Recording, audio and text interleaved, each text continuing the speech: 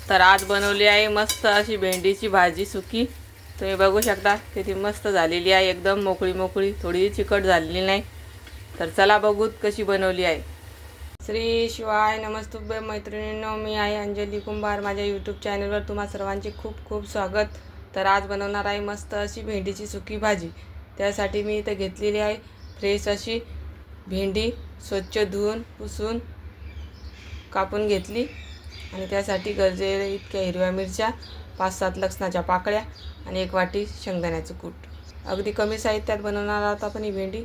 चला तर मग हिरवी मिरची, लसण, चवीपुरतं मीठ घालून मिक्सरला फिरवून घेऊ।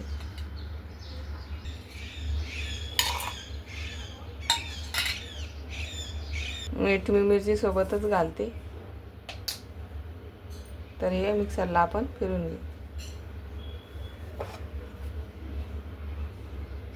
मिक्सरला आपण छान वाटण करून घेऊ।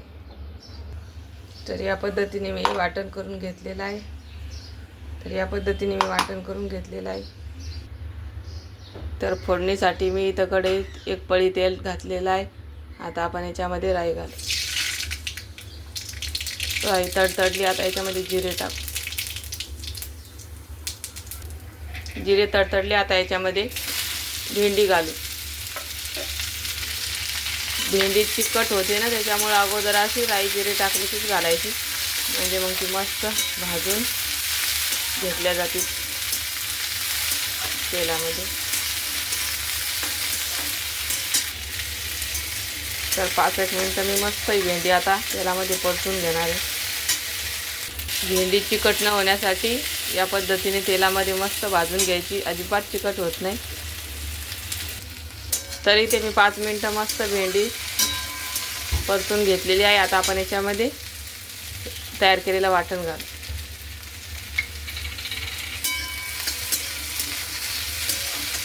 याला 1 मिनिटभर परतून घेऊ।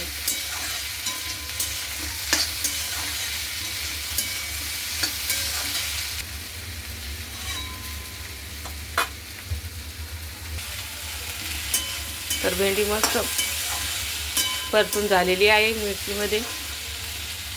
आता आपण याच्यामध्ये शेंगदाण्याचं कूट घालू। शेंगदाण्याचं कूट कधी पण वरतूनच घालायचं असं, याने पण भेंडी चिकट होत नाही। शेंगदाण्याचं कूट घालून याला परतायचं नाही, याला 5 मिनिटं असंच झाकून ठेवायचं। तर 5 मिनिट झालेले आहे, मस्त वाफ बसलेली आहे भेंडीला। आता आपण झाकण काढू आणि शेंगदाण्याचं कूट मिक्स करून घालू।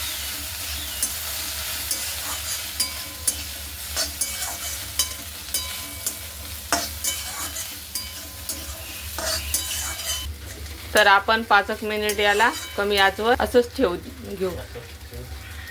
तर भेंडीला मस्त वाफ बसलेली आहे। आता आपण कमी गॅस करून 5 मिनिटं याला असंच परतून घेऊ।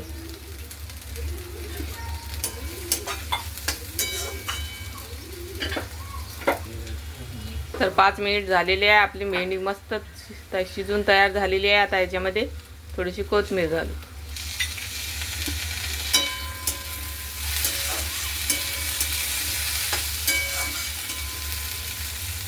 आता आपण भेंडी एका बाउलमध्ये काढून घेऊ। तर बघू शकता किती मस्त मोकळी सूप झालेली आहे, थोडी चिकट झालेली नाही। तर तुम्हाला ही माझी भेंडीची रेसिपी कशी वाटली नक्की कमेंट करून सांगा, आणि आवडली असल्यास लाईक, शेअर, सबस्क्राईब करा। धन्यवाद।